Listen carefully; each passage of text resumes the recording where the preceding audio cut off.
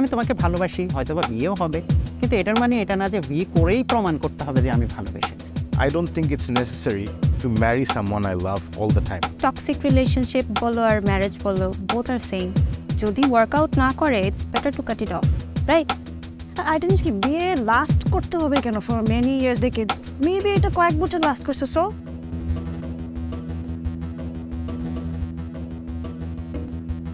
Our today's topic is toxic love versus true love.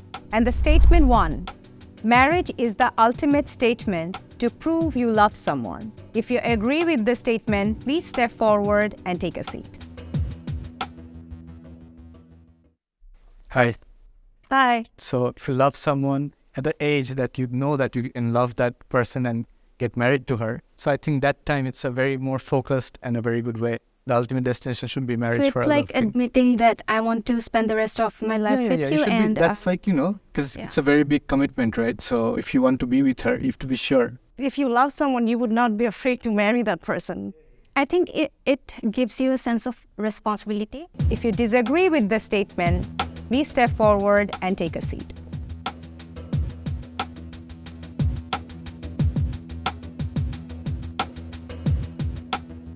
I don't think that to prove someone that I love someone, I have to marry that person. অনেকে মনে করে that the timing is right, এজন্য বিয়ে করে ফেলা উচিত, but the chemistry is right, এজন্য বিয়ে করে ফেলা উচিত.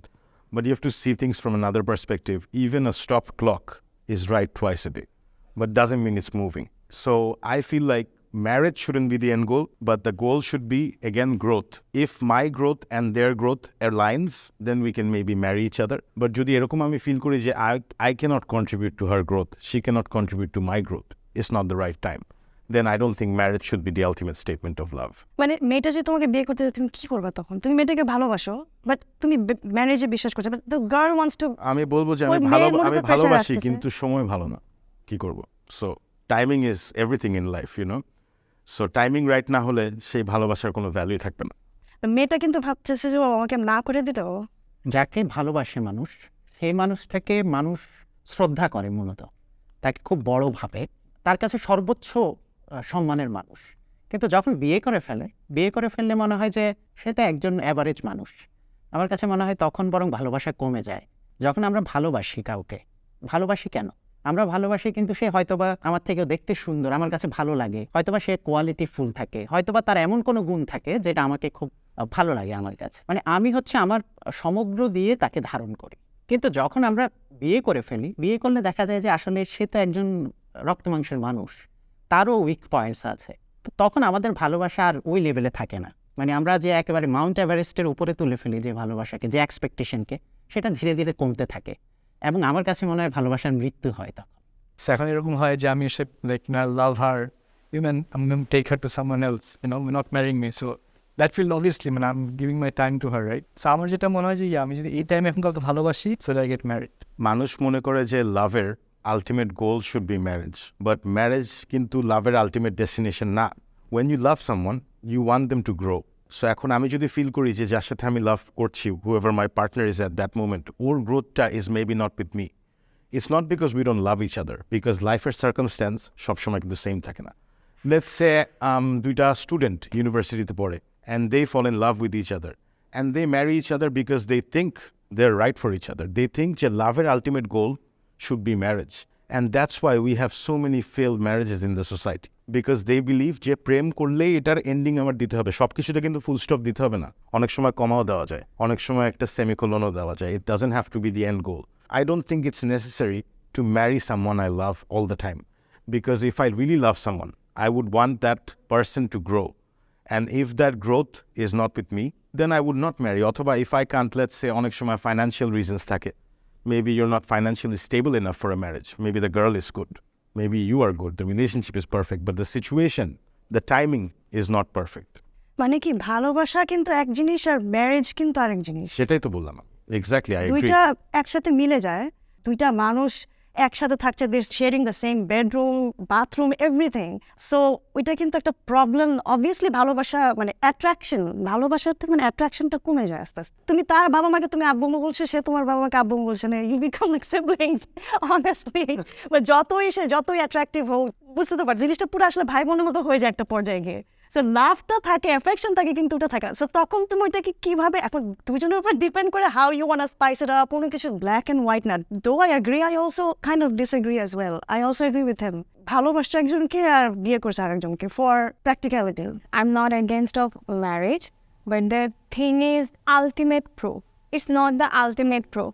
আমাদের হচ্ছে মূল থিম হচ্ছে যে যাকে ভালোবাসি তাকে ভালো রাখা, বা যাকে ভালোবাসি তাকে ভালোবেসে নিজের ভালো থাকা। তো একটা পর্যায়ে গিয়ে যদি হয় আমি তাকে ম্যারি করতে পারি, তাহলে আই গেস ওইটা হবে আমি তাকে ভালোবাসি, ওইটার প্রুভিংয়ের একটা ফার্স্ট স্টেপ। বাট তার আগেও যদি হয় যে আমি তাকে ছেড়ে দিয়ে প্রুভ করতে পারি যে আমি তাকে ভালোবাসি, টোটালি ডিপেন্ড করে যে আমাদের সার্কামস্টেন্সেসের উপরে, টোটালি ডিপেন্ড করে যে আমরা কোন সিচুয়েশনে দাঁড়িয়ে আছি। কালিল জিব্রানের একটা কথা আছে হাজব্যান্ড ওয়াইফের ক্ষেত্রে, যে তোমরা একই পেয়ালা থেকে খাবে কিন্তু আলাদা আলাদা পাত্রে খাবে, মানে একসাথে তুলে খাবে তবে আলাদা আলাদা পাত্রে, এবং তোমরা হবে মন্দিরের খিলানগুলোর মতো, একসাথে দাঁড়িয়ে আছে কিন্তু আলাদা আলাদা। ম্যাক্সিমাম ক্ষেত্রে বিয়ের ক্ষেত্রে এটা হয় না, কিন্তু যে একেবারে লেপ্টে যায়। সুন্দর যে ভালোবাসাটা থাকে সেটা কিন্তু একটা সময় কিন্তু মানে বিষাক্ত হয়ে যায়। বিষাক্ত মিন্স হচ্ছে টক্সিক ওই সেন্সে না, মানে আগের মতো আর থাকে না, চেঞ্জ হয়ে যায়। আমি তোমাকে ভালোবাসি, হয়তোবা বিয়েও হবে, কিন্তু এটার মানে এটা না যে বিয়ে করেই প্রমাণ করতে হবে যে আমি ভালোবেসেছি। আপনি যেটা বললেন মানে যে অ্যাকচুয়ালি মানুষের ইন্ডিভিজুয়ালিস্টিক যে একটা জিনিস থাকে, যে I am a person, you are a separate person, but ম্যারেজে একটা কনসেপ্ট হয়ে যায় যে আমরা দুজন এক, we are one. So that kind of interferes with your growth if you both are one, because দুইটা মানুষ একরকম চিন্তা করতে পারে না। আমরা বিয়ের করার পরে দুজন ভাবে যে আমরা একজন, আর ঝগড়াঝাটি হয় যে কোন একজন সেটা ডিসাইড করতে, কে একজন, ডমিনেশনটা, পাওয়ার গেমটা যেটা। আমরা কোনজন হব, হাজব্যান্ড হব না ওয়াইফ হব, এটা নিয়ে ঝামেলাটা হয়। Statement 2. Should people stay in a toxic relationship due to any social binding, such as children? If you agree with this statement, please step forward and take a seat. I don't think that every marriage is toxic from the very beginning. আমরা অনেকেই শুনেছি এই ডায়লগটা যে তোর বাচ্চাদের দিকে তাকায় শুধু থেকে গেলাম, right? So it happens, people stay in marriages even after it becomes toxic, but people are toxic not because of their nature, but it's also because of their circumstance. So মানুষ তো একবারেই toxic হয়ে যায় না।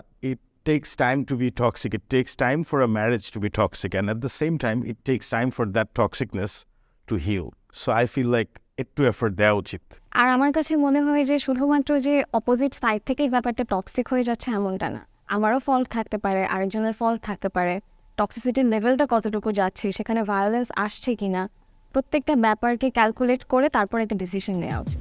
If you disagree with this statement, please step forward and take a seat.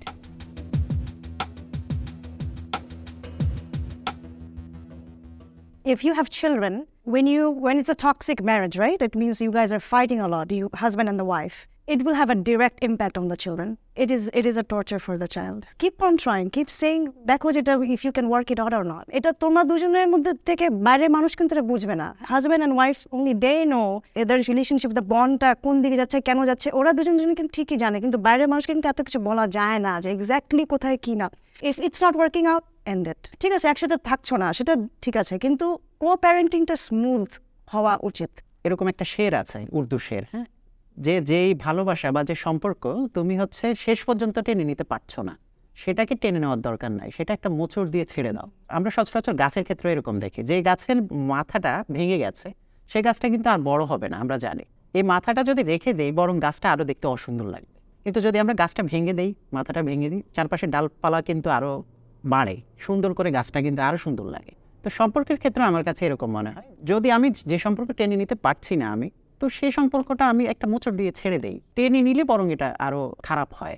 Actually, the process of staying is easier than the process of going apart. But of course, if there is a lot of domestic violence, ওইখানে হয়তো ওখানে না থাকাটাই better. People are very empowered, and as a result, they give very little effort. They feel like separation is the best way. But I feel like there are some flowers that grow under the shade. There are some flowers that grow under the sunlight. So different মানুষের different journey আছে.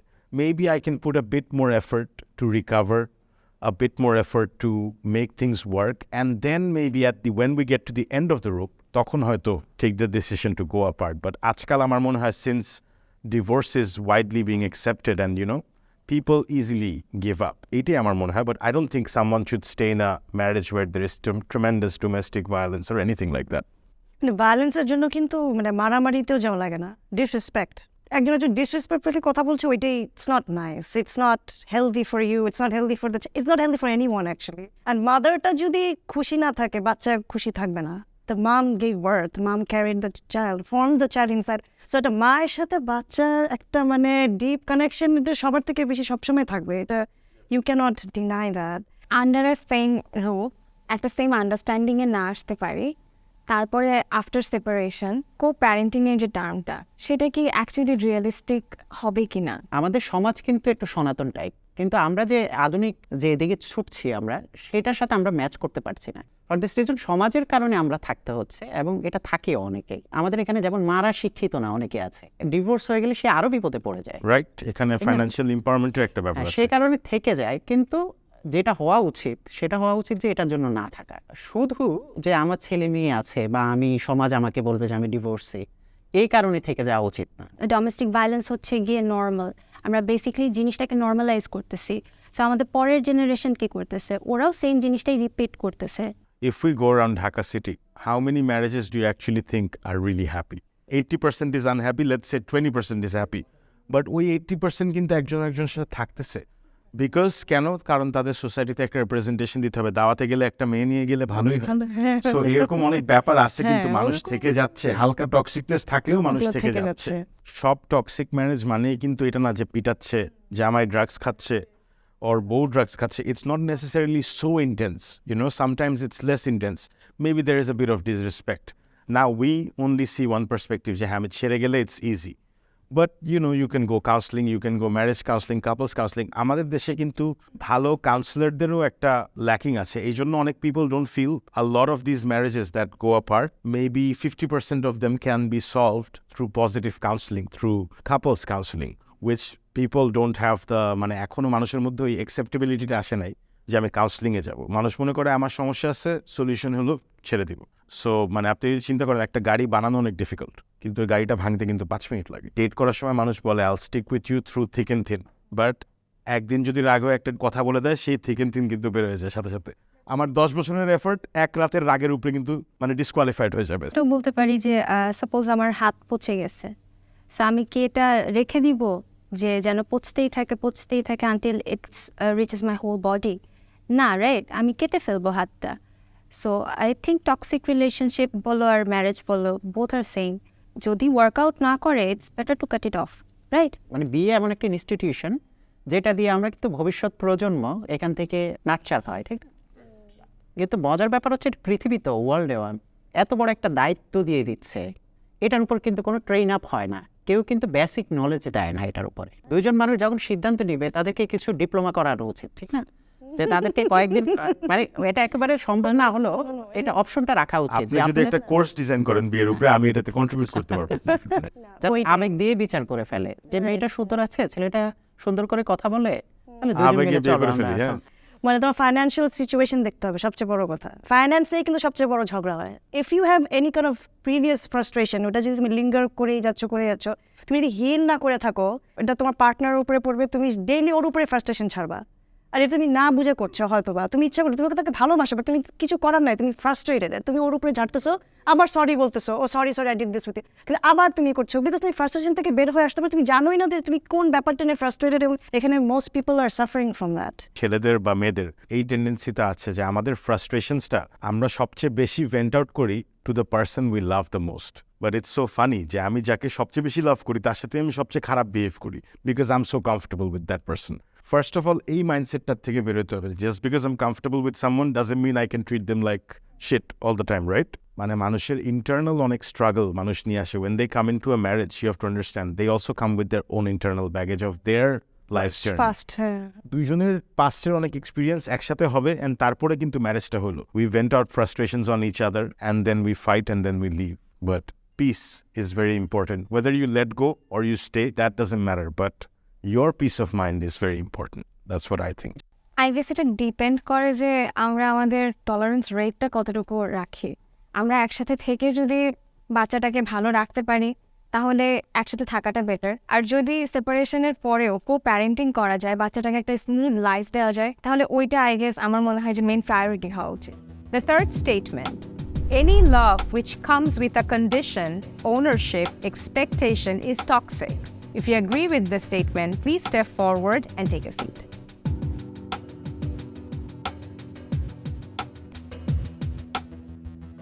আমার কাছে মনে হয় যখন কোনো লাভের মধ্যে কন্ডিশন চলে আসে তখন সেটা কিন্তু আর লাভ থাকে না, সেটা কিন্তু বিজনেস হয়ে যায়। এবং এই কারণে আমার কাছে মনে হয় লাভের মধ্যে কোনো কন্ডিশন থাকা উচিত না।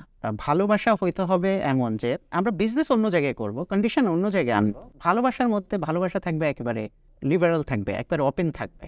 আমার কাছে মনে হয় যে ছেলের জন্য অনেক ডিফিকাল্ট হয়ে যায় যে ও ও আমার মানে একটা ছেলের মধ্যে অটোমেটিকলি এটা দে হান্টার ন্যাচুরালি, সো ওদের একটা পজেসিভনেসটা বেশি থাকে। It's difficult for them, but it is actually true যে if you love a girl, when you love a girl, you have to love her without the feeling যে she's mine. You love her because you love her, you want her to be happy. Whatever she makes her happy will make you happy. That is the actual love, কিন্তু সেটাই ওর মুখে হাসি, যেটাতে ওর মুখে হাসি আসে সেটাতেই আমি হাসি। সম্পত্তি মিন্স হচ্ছে যে আমি এটার ওনার, আর সম্পদ মিন্স হচ্ছে যে সেটা আমার কাছে আছে বলে আমি গর্ব অনুভব করছি। তো যখন সম্পত্তি করে ফেলি, যখন আমরা এটার মধ্যে কন্ডিশন দিই, যখন আমরা বলি যে এটা করা যাবে না, ওটা করা যাবে না, মানে তখন হাসপাস করতে থাকে মানুষ, তখন আর সেটা লাভ থাকে না। আমি আগে বলেছি সেটা তখন বিজনেস হয়ে যায়। I agree. If you disagree with this statement, please step forward and take a seat.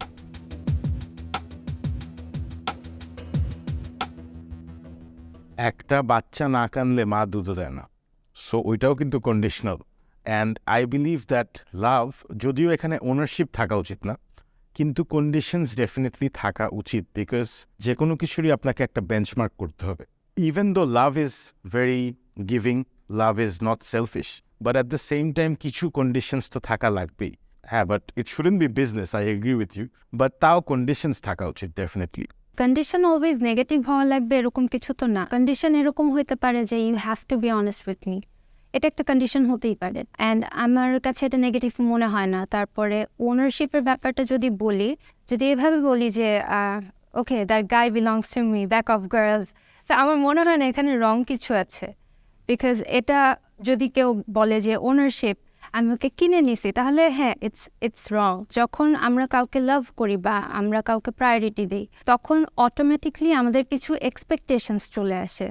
এক্সপেকটেশনও negative কিছু না, বাট হ্যাঁ কারোর উপর কোনো কিছু চাপায় দেওয়া যাবে না যে তোমার এটা করতেই হবে। কিন্তু এক্সপেকটেশনে ওয়ান কাইন্ড অফ চাপিয়ে দেওয়া না, যে আমি এক্সপেক্টেড বিহেভিয়ার আশা করি। হ্যাঁ, মানে আমি ভাবি যে আমার ওয়াইফ আমার মতো করে চলবে, মানে আমি বললাম যে এর সাথে মিশো না, ওর সাথে যাও না, এই যে এক্সপেক্টেড বিহেভিয়ার যেটাকে বলে, সেটাও তো ওয়ান কাইন্ড অফ কিন্তু চাপিয়ে দেওয়া, ওনারশিপ, ঠিক না? মানে অথরিটি পাওয়া, আমি তার উপরে এবং আমি যা কমান্ড করছি, বা ভাইস ভার্সা। ওয়াইফ ওই এক্সপেক্টেড বিহেভিয়ার যদি আশা করে, আমার কাছে মনে হয় তখন দুজনের ব্যাপারটা এরকম হয় যে দুজনকে খুব স্ট্রংলি চেপে ধরে আছে। মানে একটা গাছকে যদি আমি অনেক তার দিয়ে বেঁধে দেই, তাহলে সেটা আর কিন্তু গাছ থাকবে না, সেটা কিন্তু বনসাই হয়ে যাবে, ঠিক না? সেটা ডালপালা মেলতে পারবে না। আমার কাছে মনে হয় রিলেশনশিপটা থাকতে হয় ফ্রি, লিবারেল, সে তার মতো করে বাঁচবে। বাট এক্সপেকটেশন থাকলেই যে ব্যাপারটা ডমিনেটিং হয়ে যাবে এমনটা তো না। যেমন if I love someone, I would love to have their company. এটা হতে পারে আ বাঞ্চ অফ পিপল যারা আমার friend. I can own them, I can call them যে they are my people, I can rely on them. I believe on that kind of ownership. Expectation তখন থাকবে যখন আমি লোনলি ফিল করবো বা I am going somewhere, আমার ইচ্ছা হবে যে ওরা আমার সাথে থাকুক, তাদের কোম্পানি আমি এক্সপেক্ট করবো, অ্যান্ড দ্যাটস নট ডমিনেটিং। এই রিয়েলিস্টিক ওয়ার্ল্ডে কোনো কিছুই আনকন্ডিশনাল না। ইভেন আমাদের প্যারেন্টাল যে এফেকশনটা আমরা পাই সেটাও কিন্তু আনকন্ডিশনাল না। ইভেন আমাদের সাথে প্যারেন্টসদের যে বন্ডিং সেটাও আনকন্ডিশনাল না। সো এই আনকন্ডিশনাল লাভ টোটালি একটা ফিকশন আমাদের কাছে। সো আমরা যেটা ভাবতে পারি যে কন্ডিশন আছে, কন্ডিশন নিয়ে যদি দুইটা পিপল হ্যাপি থাকতে পারে এবং এটা এক্সেস না হয়ে যায়, আমি একজনকে ওন করি মানে যে তাকে পজেস্ট করে ফেলবো এমনটা না। একটা লিমিট অনুযায়ী condition, ownership, expectation I guess লাভটাকে আরও বেশি ফ্রুটফুল করে তোলে, আর একটু বেশি হেলদি করে তোলে। It's not love if you limit a person's growth. এখন আমি আরেকটা ডেটে যেতে চাই, সেটা আমি আটকাবো, বাট আমি আরেকজনের সাথে কফি খেতে চাই, I want have a meeting just with a person, I want have dinner with a friend, ওইটাতে কখনোই একটা যেই মানুষটা লাভ করে সে আপনাকে আটকাবে না। তাকে আমি লাভ করি because I think that they are great, and with greatness comes great expectations and great responsibility. So of course I feel যে conditions তো থাকবেই, expectations তো থাকবেই লাভে। আমি যদি আমার লাভারকে ফিল করি যে সে একটা গ্রেটনেস অ্যাচিভ করতে পারবে, আমি তার থেকে অনেক কিছু এক্সপেক্ট করতে পারি। বাট আমি তাকে হচ্ছে লিমিটেড করে দিতে পারি না। লিমিটেড করে দিতে পারি না। I can আমি expect a যদি lot from একটা that মানুষকে person. ভালোবাসি, আমি তাকে ভালোবাসি, তার পার্সোনালিটি, তার ইন্ডিভিজুয়াল যে ফিচার্সগুলো আছে, আমি সেগুলোকে আমার মতো করে সাজিয়ে গুছিয়ে নিতে পারি না। আমি পারি না তাকে ওইভাবে অর্গানাইজড করতে। এক্সপেকটেশনটা, কন্ডিশনটা, ওনারশিপটা আমার কাছে মনে হয় যে লিবারেল হওয়া উচিত, লজিক্যাল কনক্লুশনে আসা উচিত। আমার কাছে এটা মনে হয়। কন্ডিশনস একেবারে জিরোতে আসে, এটা এত সাধু কেউ না। কন্ডিশনস থাকে, এক্সপেকটেশন থাকে, সবই থাকে। বাস্তবে আসলে এই তিনটা জিনিসই থাকে, কন্ডিশনস, এক্সপেকটেশনস, ওনারশিপ, তিনটাই কাজ করে। বাট তোমার একটা রিলেশনশিপ কিন্তু অনেক ম্যাচুরিটি লাগে, অনেক wisdom. You have to be wise, you have to be understanding. সবচেয়ে বড় কথা আন্ডারস্ট্যান্ডিং হওয়া। আমার মানতে হবে যে তারও একটা লাইফ আছে, তার আশেপাশের সার্কামস্টেন্সেস তাকে ম্যানেজ করতে হয়, তার ফ্যামিলি, ফ্রেন্ডস সব কিছু ম্যানেজ করে তারপরে তিনি আমার কাছে আসেন। তো ওই জায়গাটা দুইটা মানুষের লাইফের প্রত্যেকটা অ্যাসপেক্টসকে একদম ক্লিয়ার এবং ফ্রুটফুল রেখে তারপর যদি আমি সেখানে কোনো কন্ডিশন আনতে পারি, সেখানে এক্সপেকটেশন আনতে পারি এবং সেটার ইম্প্যাক্টও করতে পারি, দ্যাটস গুড। বাট যদি সেটা নেগেটিভলি ইম্প্যাক্ট করে তাহলে obviously it's not acceptable. When you expect something from someone, সে যখন ডেলিভার করবে তখন আমরা যেরকম অ্যাপ্লড করব, সে ফেল করলে সেটাকেও কিন্তু অ্যাকসেপ্ট করতে হবে। যখন আমি এক্সপেক্ট করব সেই মোমেন্টে আমি মাথায় রাখবো যে যেখানে এক্সপেকটেশন আছে সেখানে কিন্তু ডিসঅ্যাপয়েন্টমেন্টও আছে, and we have to take that like a sport. কি এক্সপেক্ট করছে এটাও ক্লিয়ারলি বলা উচিত। ছেলেরা এইটার প্রবলেম, ছেলেদের তোমরা ক্লিয়ার মেসেজ দিতেই পারো না। আমি যতই আউটস্পোকেন ও যত আমি বেশিরভাগ ক্ষেত্রে দেখছি ছেলেরা আসল মনের কথাটা কোনো সময় বলতে পারে না যে hey you know what, this is what I expect from you, can you do this for me. এটা বলতে, ওইটা বলতে না পেরে নানানভাবে উল্টা পাল্টা। Now, I agree with both of you. There is a saying that if you expect a fish to climb a tree, the fish will spend its whole life thinking it's stupid. Because you have set the wrong expectation. A fish is not supposed to climb a tree, it's supposed to swim in the water. So, এইটাই যে expectationটা clearly set out করা উচিত. I totally agree with both of you. Any condition that should come or will come should be peaceful, that be good for both of the parties, you know, and it will be like, you know, benefiting or beneficial for both of the, for, you know, the relationship or the marriage. It will help be like, you know, it will help both for them to grow as well as, you know, stick together for the rest of their life if they want to.